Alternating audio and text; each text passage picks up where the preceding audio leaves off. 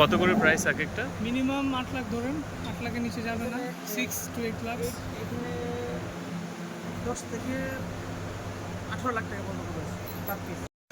বিদ্যুতের সমস্যা আছে, নেক ক্যান্টিকেলে পাবে। আবার গরমের থাকে নাকি? গরমের মৌসুমে পানি 1000